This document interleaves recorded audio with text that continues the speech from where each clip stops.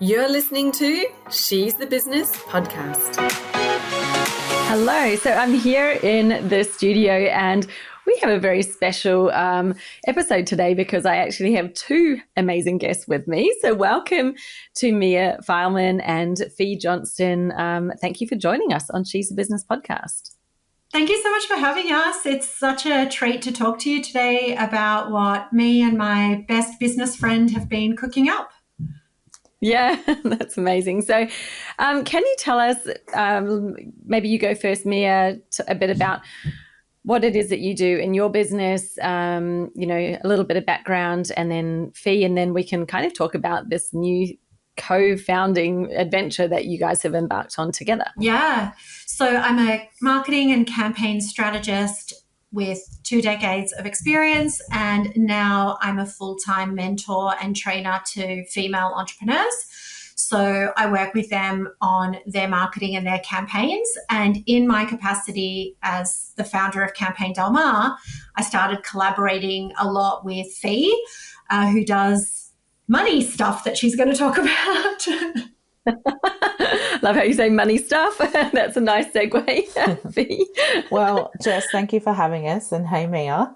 My name's Fee Johnston. I'm a chartered accountant. I'm a business strategist and a money coach. I've been specializing in small business for 25 years. I love it with every fiber of my being. And yeah, just like Mia, I am now somebody who coaches and mentors other small business owners, predominantly females, to make more money and impact through their small businesses. Yeah, amazing. And so tell us a bit about what it is that you guys have decided to do together, obviously having been friends for a while in your business, in separate businesses. You've embarked on an adventure as something together. So tell us a little bit about it. Spill the beans. Let's call it almost a year ago now. I had a conversation with Mia where I said, small business conferences are boring. Music festivals are awesome. Why can't we bring the two together? And the concept is that both Mia and I are so passionate about small business and about small business owners succeeding both mentally, physically, and financially. And we have this really rich, diverse skill set between the two of us. We're also at that stage in our career where we're ready to do something that has a bit more legacy and something to really be not just remembered by, but actually be able to remember for ourselves that we created this event where we're bringing together small businesses from all walks of life with comedians, live music, food, art, dance and entertainment all in the one space. Take it from here, Mia. Yeah, so it was an absolute emphatic yes from me because exactly like Fee said, we both run quite sustainable small businesses now. And so we're thinking about what the impact is that we want to create as business owners and find that there is a lot of kind of Debbie Downer around small business, like it's so hard and all of that. And yes, of course it is. But actually when you do it with other people who are like-minded, it gets easier, it gets more fun. And so that's really the vibe that we want to bring to Ripple Festival, which is happening over 2 days in Melbourne in November. So it's the 12th and the 13th. And it is for creative business owners. It is for purpose-driven business owners, for service providers. It's also for tradies, which we can talk about in a minute because that seems like a bit of a left of center addition to our lineup. I'm in a world of like AI slop and bots talking to bots and, exaggeration and hyperbole and outright lying. This idea of coming together in person to celebrate small business owners who, by the way, represent 97% of the business community in Australia, I think sorely needed. Like there are so many conferences and events for the tech bros or for retailers or for e-commerce, but the rest of us, which are the overwhelming majority, we're kind of passed over. Yeah. That is so funny because I posted this morning, just like there are bots sending you DMs about a bot created service. Like they're in the DMs trying to sell to you. There are bots creating videos. You can't trust anything that you see on TikTok, on the reels. It's like, I show my husband some, I'm going, is this real to you? And he's just going, no, that's definitely not real, because he's seen something weird. You know, there was some motorbike race. Anyway, it was quite an inspirational video, but then he's going, no, they might have taken little bits of real footage, but that is not actually real. And so I'm like, you cannot trust what you're seeing. And it's just so fake, fake, fake. And like you said, you know, it's so weird that we've just been having the same thoughts. I'm like, truthfulness is really lacking right now in the online business world. And I just feel like there's so many people using, you know, pretense, fake personas, all of this stuff to sell. And it's like, why have we lost attachment to just the truth?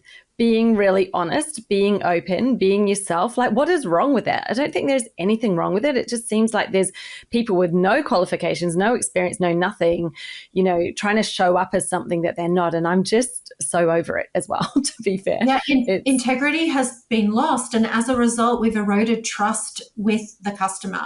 So we need to really work hard to rebuild that, because customers today come with immaculately tuned bullshit detectors, and they are no longer willing to take brands at their word. And if we lose trust, then we lose the ability to be able to sell, because trust is the most essential ingredient in all business transactions. Yeah, that is so, so true. And so I get the concept of this festival, you know, and what it's like when you go to a festival. What's the kind of business aspect, apart from the fact that it's for business people? Like, tell us a bit about, what are you envisioning someone's going to come, and apart from having a whole lot of fun with other people who run business, what else is it about? What are they going to gain from it? I might take this one. So I'm the programming part of the team, and my gosh, I have put so much love and effort and attention into working out what we want to happen on the stage and in the audience. So essentially we've decided that there's a few core themes that we really needed to focus on. One of them is marketing. I mean, you can't be successful in business without marketing. No. Another one is money. Of course, that's my, you know, speciality and also an essential part of business. But then beyond that, what are the other things that we think a really wide group of business owners would benefit from? And we have a big focus on using impact and purpose in your business. So we're going to be talking to some really impressive business owners and social enterprise leaders who are making really big impacts in sustainability and social causes, but also making money, and really getting into the nitty-gritty of what that actually looks like beyond the marketing slogan. We're going to be talking about what it's like to have a large online community. So we're talking to some creators and influencers and business owners about how they grew a really large audience, how they nurtured that audience, and then how they monetize that or turn that into a business. We have a panel dedicated to our tradie and construction friends, which I'm really excited about, because I think there are so many trades businesses out there and a lot of really good people work in that industry. So we're talking about how to get ahead as a trades business. We have a couple of keynotes. One of them is about how to ethically use AI, which is a huge topic. We could probably run a whole festival just about AI and how it's taking over almost every aspect of our lives. We have a panel about leadership. So how do you actually scale a team to a 100 kind of team size and stay sane, but also profitable and hitting your impact targets? So we'll be talking about how to scale a business in a sustainable and profitable way. We've got some comedy, which isn't just going to be your standard, you know, gag type comedy. It's quite, you know, there'll be a little bit of political content, I think, in there in the context of small business and what it's like to be somebody who's trying to do a really great thing for the world. We have a keynote from the founders of Project Rocket, who are Australia's youth-driven movement against online bullying and hate. They have built this incredible business over the last 20 or so years that's impacted millions of school students. And they're going to tell us what it's like to build something from scratch to turning into something with a big team that's impacted students all over Australia and actually all over the world. So those are some of the themes that people can expect from the day. Maybe Mia can talk to some of the kind of outcomes that we're hoping will happen for our audience if they come. Yeah. Awesome. So our goal is to help people become more profitable, but also deliver on their personal and purpose goals. So whatever that looks like for you, like how do you want to deliver impact in your business? What does that look like for you? And so, this idea that you can be purposeful and profitable.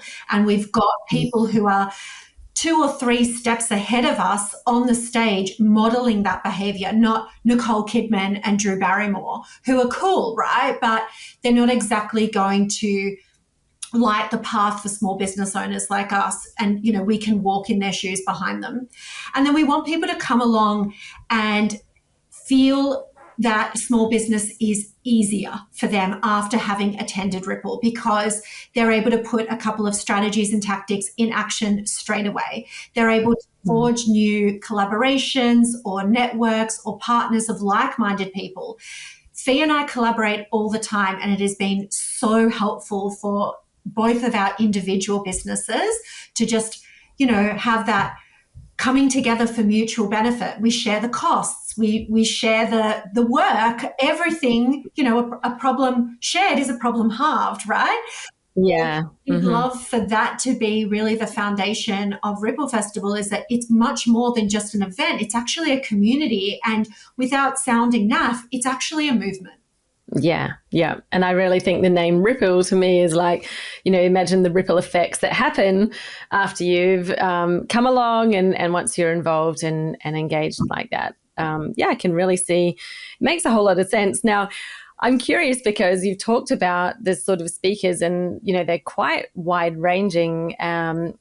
You've probably been getting lots of people coming to you saying, hey, I hear you're running an event and can I please jump in and get on board with this? Talk to us a bit about what's been your thought process behind selecting the right speakers, the ones that you think are going to give and you mentioned, maybe not the Nicole Kidmans of the world who are just such a distance away from the people who you envisage who are coming along. Talk a bit about your strategy and your vision behind that. Something we did late last year, what we wanted to do was find out who was the speaker that we just had to have on the stage. So we went to our community and we said, we want names, we want receipts, we want to know who are the speakers that are in the small business world who have absolutely rocked your world when you've seen them. And we had many responses, but we did not receive the same name twice. Wow. Which left us with this question, which is like, who are the most incredible small business speakers in Australia?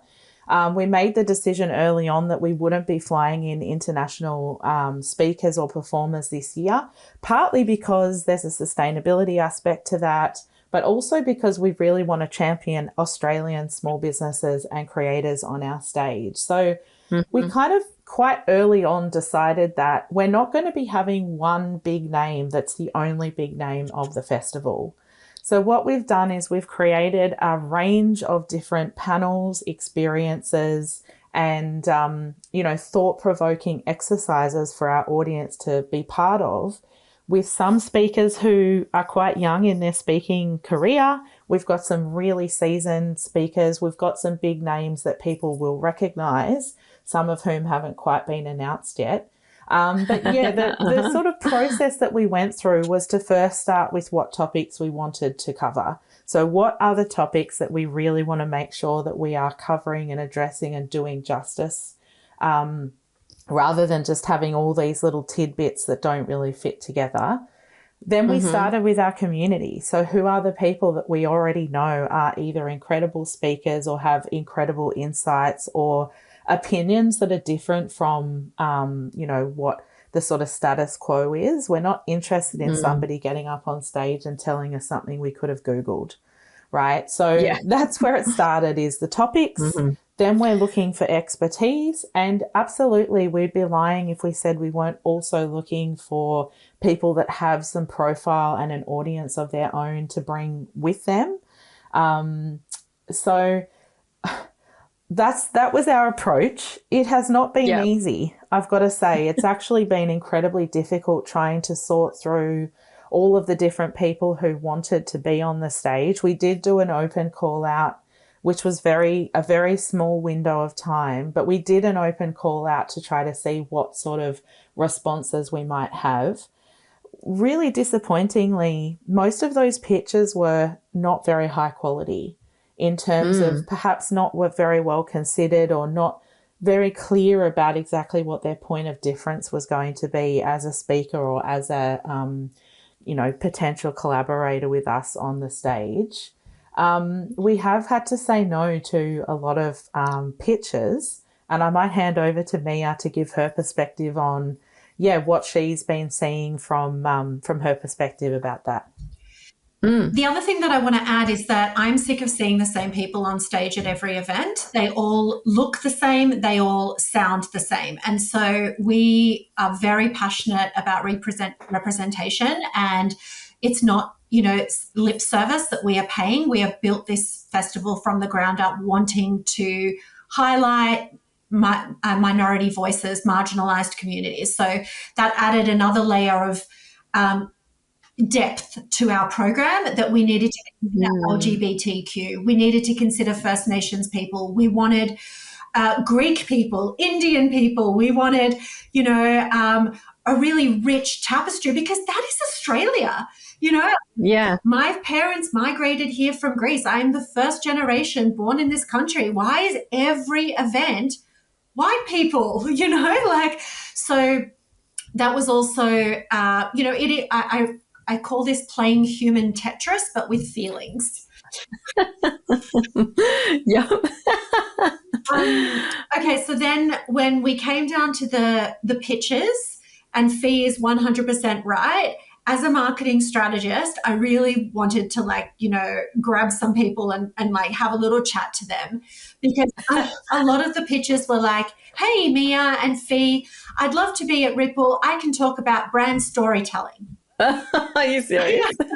Oh my goodness. Yeah. Or, hi, I'm a really experienced speaker. I've spoken at this and that and this and that. I'm available if you need me. Cool. Yeah. What are you going to bring to this, and how do you align with this event? And I'm sure they've taken a few minutes to look at it, but it just sounds like maybe they didn't. Maybe they went speaking opportunity, submit, with no effort in it. And then you think, well, that to me signals what that person's level of involvement they feel is. They're like, well, I just rock up on the day, I do my thing, and that's it. And it's like, if you're building a movement, everything you've been saying, it's like you want people who are on board with this, who are actually invested in it themselves to whatever element. And being a speaker, how amazing, but you've got to be involved. And I think that involvement starts even before you're selected, right? Let me kind of get on board with what it is that you're creating and how I might fit into that. Yeah. Can I actually share one of the two pitches that we accepted and why we accepted it? Because I think that this could be really helpful for other people listening along. So Natalie Elzine is speaking at Ripple. She is known to us. She's part of our community. And she is not a very experienced speaker, but she is very good at her craft, which is sales and marketing.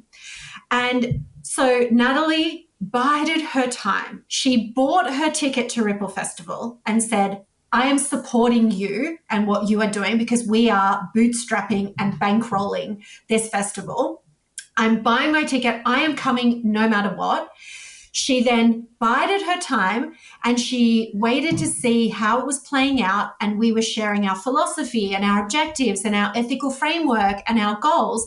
And then a couple of months in, she said, okay, I've sat back, I've watched, I've listened, and now I understand where I can add value to Ripple Festival, and this is what I think I can bring to the table. And Fee and I were like, Can I swear? Fuck yes.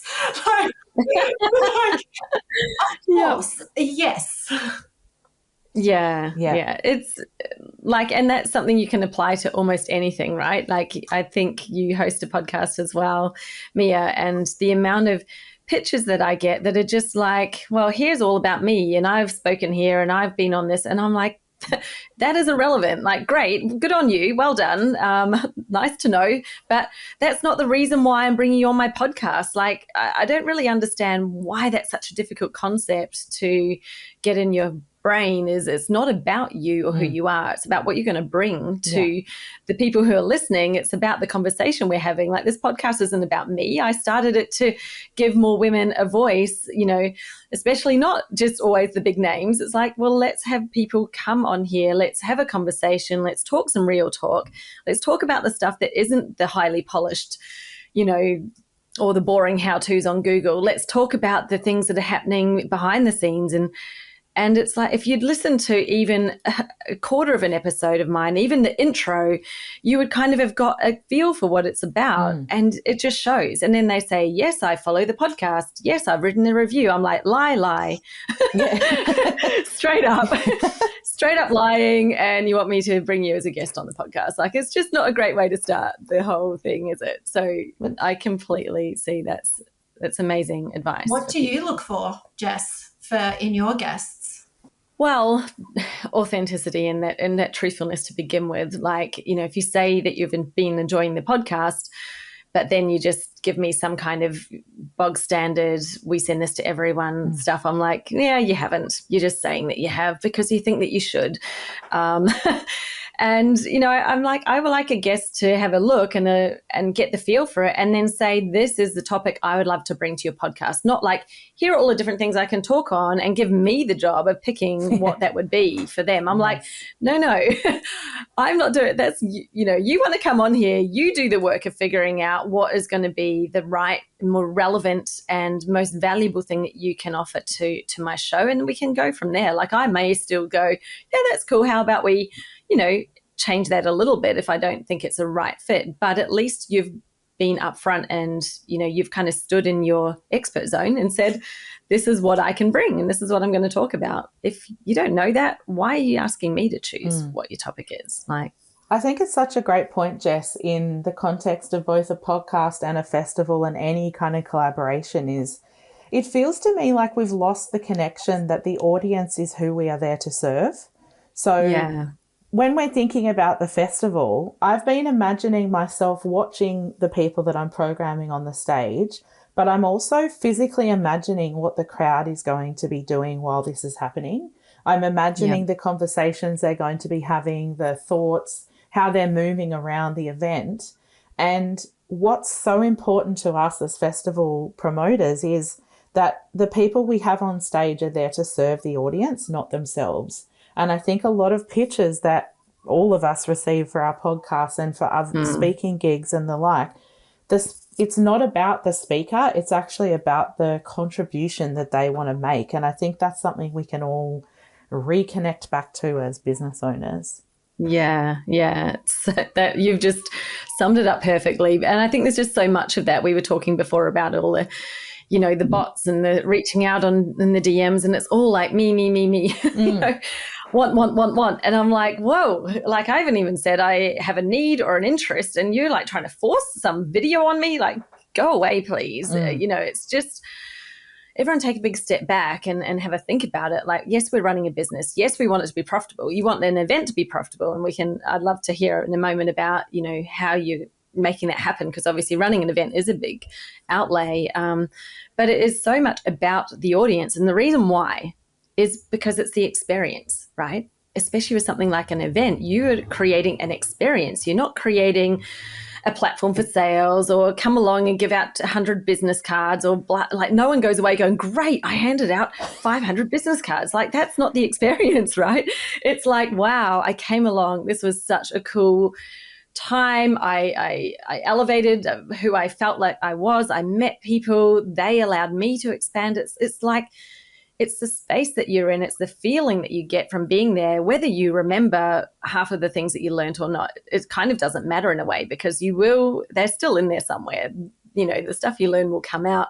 You'll go away with so much knowledge, but you'll also go away with that experience. And that's what draws people back. It's what keeps them coming back. It is the most important thing. And you clearly are so in tune with that, because you're telling me you're imagining what they're going to be doing. Like you're creating the experience from your planning, which I just think is so, so important. So tell me a bit about the running the event. You've mentioned, we haven't even really touched on this at all. So I'm going to open up a giant kind of question, which is building and creating an event kind of in public. Like, you've been doing it very publicly instead of creating it in the background and then launching or releasing it. So I want to hear about that. And I also want to hear about the financial aspect. It's a big undertaking to run an event, especially a 2-day event of the size and magnitude that you're talking about. How are you managing that in terms of, obviously you would have created a budget and a plan to begin with. How are you making that profitable and actually possible to do when you're two small business owners, not giant companies backed with huge marketing budgets? So yeah, keen to kind of hear but all of that. I might how you're bootstrapping a business. I'll kick this one off with the money side of things, and then I'll let Mia speak to how we're building in public. Look, the first thing to say is whenever you start doing something, it ends up being bigger than you imagined that it would be. So, Mia and I are both very creative, big thinking people. And so have we bitten off more than we can chew? Probably. That's the first thing to say, is that, it's turned quite big, and only time will tell whether that was the right approach. But in terms of how we're managing the kind of financial perspective of it, so the first thing to note is that we've both had to really change how we're working in our existing businesses to accommodate the amount of time that needs to be allocated to this business. So that was a financial, we've put a financial constraint around our other businesses. The second thing that we did is we're always trying to test the market before we go further. So we did our first ticket release in February for a November event, which is a really long lead time. And we needed to do that because it's one thing to have people tell us that they're interested. It's a whole nother thing for them to hand over their debit card and actually add to cart. So we did a ticket release in February. Our first 5 ticket holders are now our gold and platinum ticket holders, and we'll be spoiling them rotten at the event. But we did that to make sure that we actually had real interest in what we were doing. I think the building in public has allowed us to do some really great brand building and kind of attract sponsors and that sort of thing along the way. But yes, we had an initial budget. We're kind of quite far away from that at the moment, and one of the difficult things about events is you don't know how many people will be there until probably a week before. So we're trying really hard to stage the amount of money that we're spending and investing on artists and venue and marketing and advertising and support. And probably where we've made some difficult decisions is around how much of the work we're doing ourselves as opposed to paying others to do. So in our other businesses, we have support and we love investing in support for our businesses. But with an event, the ticket money that's being given to us is not ours. So we need to actually leave that sitting in a bank account waiting for the actual event to happen, which means that in the lead up between here and now, the only money that we have to spend is our own money. Which we've both put money into the business and our time. So that's probably kind of a snapshot into how we're doing it. We've tried to stagger things. We have kind of plan A, B, C, and D in terms of how many people end up coming to the event. But we've certainly passed the threshold already to say that, yes, the event is definitely going ahead. Yeah. Amazing. That's so good. I love the idea, and really smart to get that actual proof that the concept is one that is, there is demand and people will pay and come to by doing that early release, because, that was really like all the time you put in, you didn't have to put in everything in order to find out whether it works or not. Yes. You're like, no, we've actually now got that proof of concept. then you've got more people on board. So as it ramps up, it's just a matter of a few logistics more than anything, right? How many people and how many food options do you need, and toilets and all of those things. I remember my days of running corporate events, and it was like, you know, everything's in the balance until right at the end, and then you know what you're going to need to support it. But it's a really smart way of doing it. So you mentioned it sort of helped to create a bit of a movement. Obviously, it's giving it visibility to be building it in public. So from my marketing perspective, I was thinking really smart idea to do it that way, and to not sort of, just surprise launch it on people at the end. But it's, obviously you've got challenges as well as benefits to doing it. So do you want to talk a bit about that, Mia? So I think building in public is a really underrated strategy for small business owners. We don't have a lot that can sort of be a bit of a competitive advantage to bigger brands, but we have this. You know, like if we think about even South by Southwest, it is an American-owned franchise. I don't know who the owners of South by Southwest are. They're not going to be doing founder-led content. It seems quite faceless. And so while they have so much more money and reputation, and they can go and afford and put whoever they want on the stage, and Fee and I are at such a big disadvantage compared to that, I can create that kind of founder-led content, vulnerable, like let's go on a journey where there are high highs and low lows, and we can make it really quite experiential that South by Southwest can't do.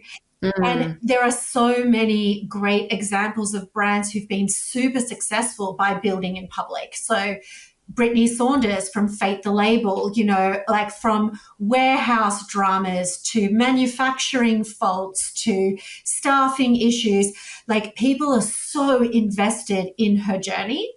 And then the other example that I love, which is just so left field, I discovered the luggage brand July from LinkedIn. Like we think about LinkedIn as being B2B, service-based businesses, but here I am discovering a retail and e-commerce-based business from the founders of LinkedIn who have been building in public since COVID, and what it was like for them to launch a luggage brand just as COVID hit and almost going into bankruptcy, to now a few years later being named the official luggage partner of the Australian Olympic team, doing collaborations with Oroton and Qantas. And I'm like, I am so invested, I feel part of this in a way that I could never feel for a faceless corporation. And so, this has been our strategy. The thing with building in public, Jess, though, is that you have to be prepared to fail in public. You can't just be like, here's all the good things that happened and then gloss over all the bad things. And, there have been things that we've done with Ripple that we're like, you know what, that was not good. That did not go well. Okay, we won't be doing that again. And so a lot of people are embarrassed or afraid to be that vulnerable. We're not, because no one wants the polished end result. Like no one cares that you are flying business class and you're at a luxury hotel. It's so unrelatable. What they care is how you got there.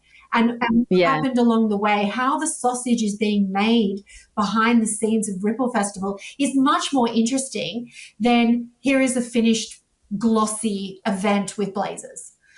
But we would discourage blazers. That's so funny.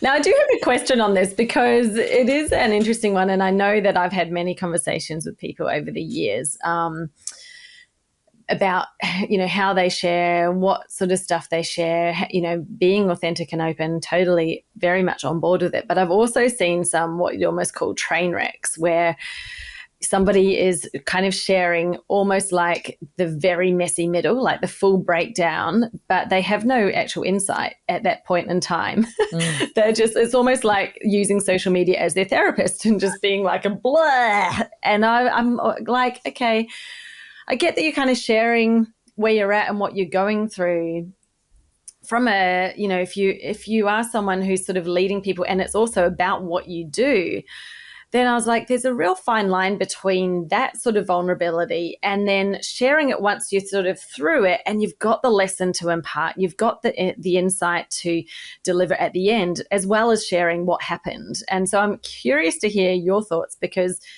I think, whether there's a difference between, obviously building a product and the journey of finding suppliers and the design, I've kind of been through some of that myself at the previous business. I totally understand how hilarious it can be, and or an event and, some of the things and mistakes that are being made versus, a business where it's a lot more expertise based and some of the stuff that, you may think, I should share this to be vulnerable. So I'm keen to hear if that made sense to you, because I was trying not to preempt what you're going to say and really keep it really open.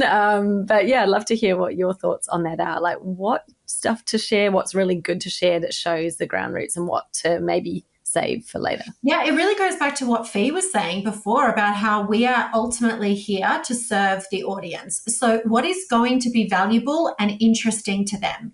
So if people want to be speakers and their pitches are being rejected, then us sharing our journey with speaker selection and what we're looking for and how we decided to choose the speakers is actually quite useful to the audience. Yes. And I'm a big believer in transparency in terms of versus the glorification and the romanticization of small business, right? There are so many people, like you were talking about, Jess, at the beginning, saying that it's so easy to scale a business to 7 figures in your sleep and get passive income. And that's just simply not true.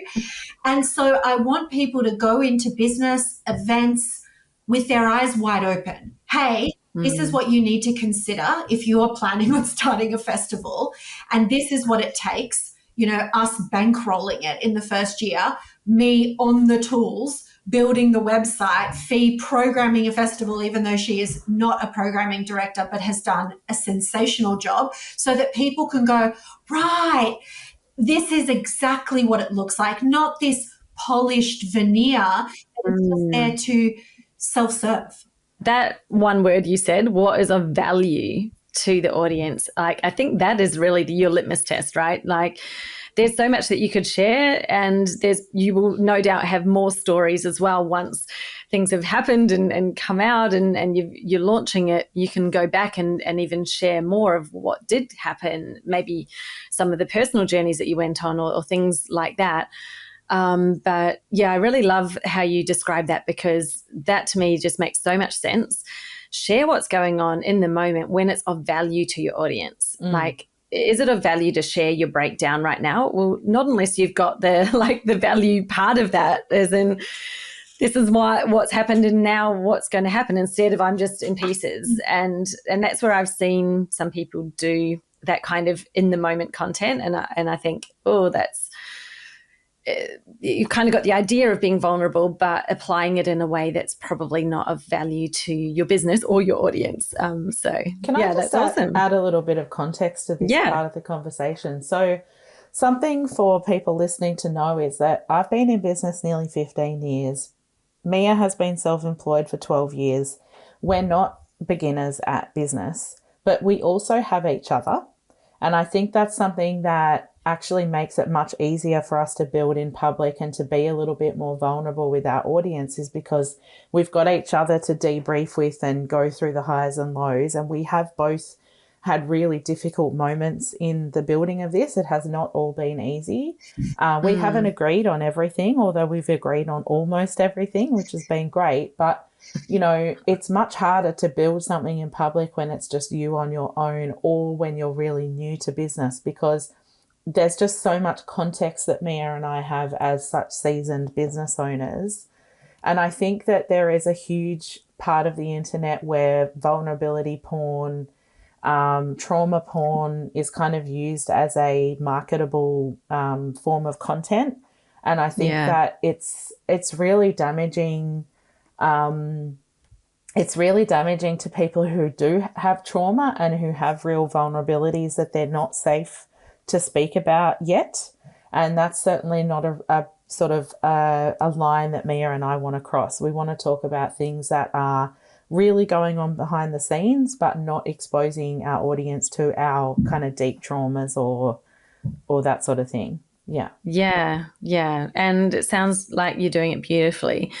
Is there anything that you could say already in just the journey since you began this project that you're like, wow, we would do this differently if we were doing it again? I don't know whether you ever will be, because I guess now you've kind of started this. Even next year, it'll be an iteration of the original, right? So if you're ever to go, we're going to start something brand new from scratch as a partnership, do it in public. Are there any kind of key lessons or learnings that you've had so far? Yeah, so we sort of briefly touched on the reality of events post-COVID, and it comes down to about 70 or 80% of people are buying tickets in the month of the event. So as an event organizer, you're really white knuckling it right to the end. So with the benefit of hindsight, what we might have, should have, could have probably have done was cap the event at 200 people for the first year and be like, there's only 200 tickets. When they're gone, they're gone. And then we can budget for that and we can program for that. Whereas we've kind of kept it open-ended. And as a result, it's really, really hard to plan. Like, can we afford a 7-piece jazz band? I don't know. Like, we might not know until the week before the event, in which case, is it too late to go and get a 7-piece jazz band? And then will the 7-piece jazz band help us sell tickets? So it's a chicken and egg scenario. So I'm kind of thinking that maybe year one should have been a bit more defined in terms of what exactly the value proposition is, how many people are going to be in the room. And then once we would have had the brand awareness and the brand equity and the, you know, even the content that will come out of year one, we could have made year two what is actually going to be year one. Yeah, that sounds like a very wise piece of hindsight, but you know, you're on the train, so it's rolling and it's happening, and you're doing it the way that you're doing it, which is awesome. So are you then putting in some strategies in place because of that are helping you to, I guess, not I do find it curious as well. Sorry, just because I'm like, that whole thing with COVID, I get it during COVID that we're, you know, because we were having things and I had to have travel cancelled. I actually tried to run 2 retreats during that time each year. It got to like, I was like, oh no, cancelling, and then I'll do it next year. I actually started planning it and started putting it out, and then it all over again. I'm like, and so I guess that left me a bit of a scar in terms of, oh, do I go through this process of running a live event again? But in terms of me being a participant at one, I've got far less issue with that. I don't know whether maybe in Melbourne it's different because that's where you're hosting it, and it was so locked down during COVID that maybe people's experience and how they now perceive locking themselves into going to events maybe a little bit different, because we were lucky here on the Sunshine Coast. It was definitely a lot less chaotic than in Melbourne. Yeah, look, I think the way that we're trying to work around the way that people buy tickets for in-person events is that we knew that the people who bought tickets first would be from our existing community. And what we've tried to do is reward them with access to a series of events in the lead up to the festival that's included in their initial ticket price. So we've already had events in Perth and Brisbane and Melbourne. We've done multiple online events, and people who bought their ticket already got to come to all of those at no additional cost. And we have more events scheduled in the lead up. So that was one way that we wanted to reward people who bought tickets early. Another thing that we've been trying to do is, just be really we're being so thoughtful in our speaker and performer inclusions. And we already have a program that is absolutely incredible and ready to go. But we would like to be able to add some more music and comedy to the program, but we need to sell tickets in order to do that. So we definitely are in the chicken and egg basket. Our sponsors have been absolutely amazing in not just helping us to have faith financially, but also seeing big sponsors like Squarespace say, we back you. The partnership we have with Squarespace has been absolutely incredible, and the money is amazing, but also just that an organization and a team like that looked at these two women and said, we are going to back you. We've that's also, awesome. also had great support from Hotel Indigo, which is our accommodation partner. They backed us right from the start and said, we want to be your hotel choice and we want to support you in whatever way we can. Our speakers have been amazing in trying to kind of market what we're doing. And we're very lucky that the venue is so flexible. It has all of the infrastructure that we need, and it will be there whether we have 300 people or 3,000. So it's such a scalable venue. We've been very lucky to find such an incredible, accessible also. So it's extremely accessible for persons in wheelchair and with mobility challenges. The food there is amazing and they do it every day. So it's like we've got this model of delivery where we can scale up and scale down. And I think that brings both Mia and I a lot of comfort. That we can scale up and down even up until a week before the event.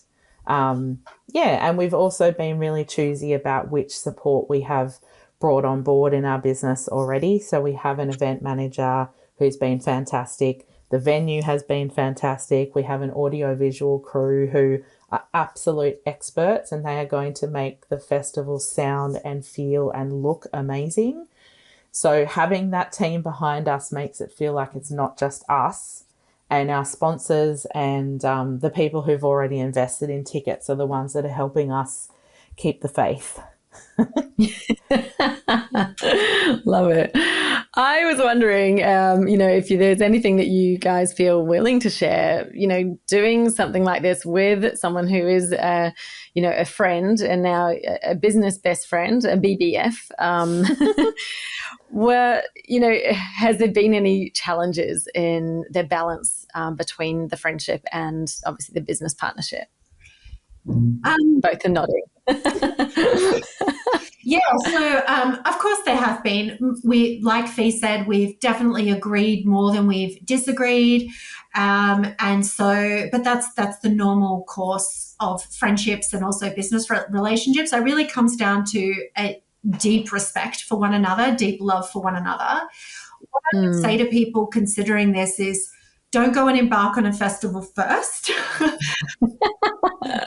Go and see if you work well together on other mini projects. So Fee and I have been collaborating for 3 years on big and small projects leading up to Ripple Festival, to the point where we're now business partners. So it started by us hosting an International Women's Day event at Fee's office. And, because we've both been burned in the past by being asked to collaborate with someone, and then we have to do all the work. We have to front all the cash, and we're left holding the bag. And I'm like, you know what? No, thank you. Don't want to do that.